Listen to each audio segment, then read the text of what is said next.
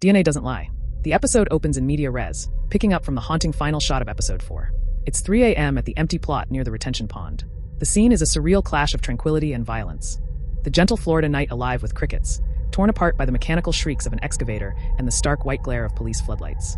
Detective Miller stands in a growing trench of dark earth, watching forensic archaeologists sift soil by hand. Each scoop is photographed, bagged. The process is agonizingly slow. A shout from near the water's edge. A diver emerges, holding something aloft. It's a waterlogged leather doctor's bag, crusted with algae. It's hauled to shore, opened under the lights. Inside, military medals from the Korean War, a bundle of water-ruined letters tied with ribbon, and a pair of wire-rimmed glasses. Arthur Bronson's trunk. Miller doesn't need the confirmation. The body is here. Somewhere. He turns his attention to the primary site, the spot where Jessica's watch and necklace were found. A forensic tech is on her hands and knees, using a soft brush on a patch of compacted soil. Got a print, she says. A clear, size 11 work boot impression. Common brand. And this. With tweezers, she lifts not a hair, but several. A small cluster of light brown, straight hairs, caught in the roots of a patch of torn-up bahia grass. Miller's eyes lock onto the evidence bag. Looks like she fought back. Morning brings a different kind of excavation. In the stark interview room, Miller and his partner face Robert Carter and his wife, Eleanor. They are the picture of offended dignity. Eleanor, elegant and silent, stares at her clasped hands. Robert is all weary magnanimity. You're digging up my community based on the ravings of a YouTuber and a ledger, Robert sighs, as if explaining basic math to a child. This is harassment. The damage you're doing to the sense of security. Miller slaps 2 photos on the table. The boot print. The cluster of hairs. We found Arthur Bronson's possessions in your pond. And biological evidence from Jessica Reed's assault. We will be requesting voluntary DNA samples from all Carter Holdings employees for elimination purposes. Starting with family. Robert doesn't flinch. Of course. Whatever it takes to end this circus. We have nothing to hide. Eleanor's eyes flick up, just for a second, to her husband's face. There's no love there. Only a cold, calculating fear. The scene cuts to Michael Carter's cluttered garage.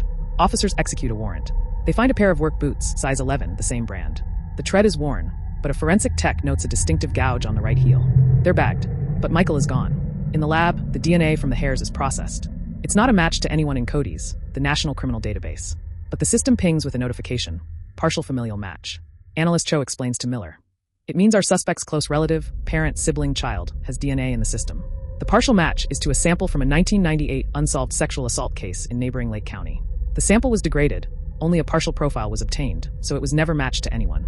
Until now. Miller pulls the dusty case file. The victim, Maria Santos, now 52, was assaulted while jogging near a county park. She fought back hard, scratching her attacker.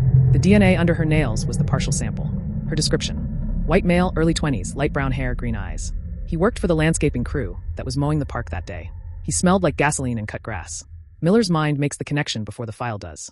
Michael Carter would have been 22 in 1998. Robert Carter's early business? Carter Landscaping and Design. He gets Maria Santos on the phone. Her voice is steady, but the trauma is fresh decades later. I never forgot his face. The coldness in his eyes. Like he was annoyed I was fighting back. Miller sends her a 6-photo lineup. It includes Michael Carter's 1998 driver's license photo. The line holds. Then Maria's voice, cracking with a decades-delayed relief. Number 4. That's him. My God, that's him. With an arrest warrant for Michael Carter for the 1998 assault, and now as the prime suspect in Jessica's murder, the manhunt intensifies. His phone is off. His credit card's dead. Miller returns to Robert Carter, this time at his sprawling, minimalist home. Robert pours expensive whiskey unfazed.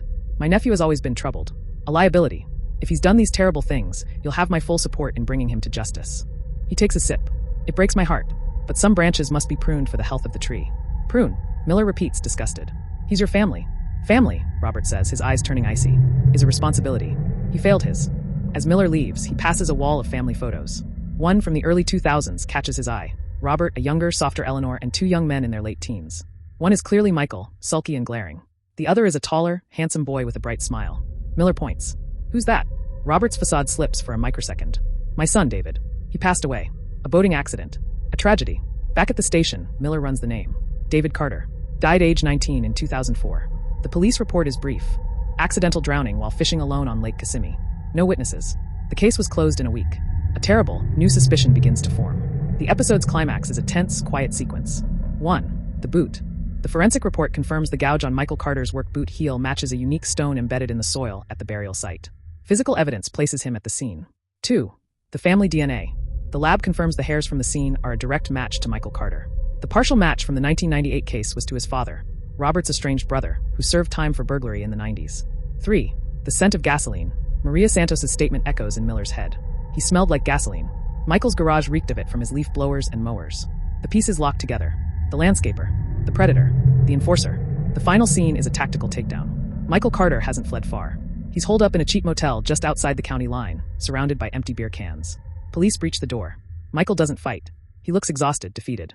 As he's cuffed, he stares at Miller with hollow eyes. She shouldn't have stuck her nose in it, he slurs. He said she was a liar. He said she'd ruin everything we built. Who said, Michael? Miller presses, his voice low. Robert, did your uncle tell you to kill her? Michael shakes his head, a bitter, broken smile on his face. You still don't get it. You're looking at the wrong brother. He's led away. Miller stands in the trash motel room, the words hanging in the stale air. On the nightstand, next to the whiskey bottle, is a single faded photograph. It's the same family photo from Robert's wall. But here, someone has taken a razor blade and carefully, precisely, cut David Carter's smiling face out of the picture. Miller picks it up, his blood running cold. The wrong brother. The dead son. The pruned branch. He looks from the defaced photo to the evidence bag containing the hairs. The biological signature of the landscaper, the nephew, the killer. But the ghost in the picture, the missing son, haunts the space between.